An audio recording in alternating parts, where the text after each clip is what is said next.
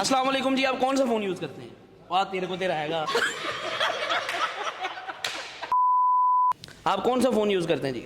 मैं ये वाला ये कौन सा है? Vivo V30 Vivo V30 या टुटा होया टुटा होया तरेड़ा ही तरेड़ा बैक साइड से, फ्रंट साइड ते भी फ्रंट साइड से भी तरेड़ा। इसकी क्या वजह है आप टूटा हुआ फ़ोन को इस्तेमाल करते हैं?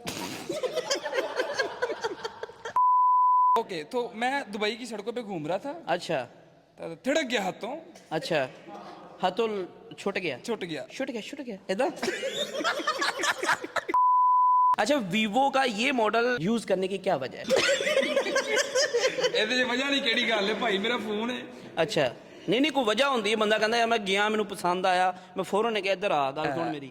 ये मुझे गिफ्ट आया था, गिफ्ट आया था, किसने दिया था? Vivo ने। ओहो, मतलब कि ये आपको फ्री आया था। 3 ऐसे रीजन बताएं कि आपको वीवो का ये स्मार्टफोन बहुत अच्छा लगा और आपने इसे परचेज कर लिया।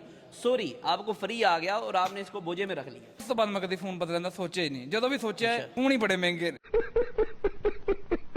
तला रिव्यूज वास्ते फोन बदलना कोई वड्डी गल नहीं। हाँ, ये हो सकता है जे तुहाडा कोई ऐसा डाटा वा जेड़ा मैं यूएसबी ला के कंप्यूटर दे अंदर एकदम करके काट लवां। लिसन माय ब्रदर लिसन, इसमें मेरा ऐसा डाटा है हाँ जो मैं नहीं चाहता कि मैं दूसरे फोन में डालूं, अच्छा तो फिर इसी में रखा हुआ।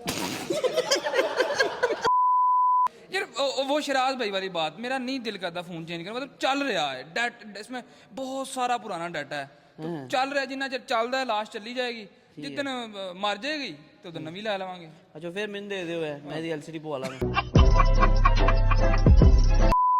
अच्छा तलब भाई, मैंने देखा है आप शुरू से वीवो के स्मार्टफोन बड़े लाइक करते हैं, आपको उनकी बैक भी पसंद आती है, फ्रंट भी पसंद आती है। ये क्या वजह है इसकी? ऐसी क्या वजह है कि आपको वीवो के फोन पसंद आते हैं? शुरू से वीवो का V21e रखा, फिर आपने एक और ले लिया, पता नहीं क्यों ले लिया, कोई ले लिया तुसी, फिर उसके बाद ये लिया आपने, आपको ये भी बड़ा अच्छा लगा। वीवो के स्मार्टफोन अच्छे भी होते हैं। एक मिनट मेरी बात सुन लो पहले।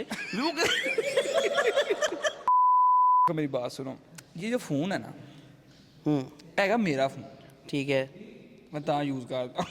ठीक है, समझ गया।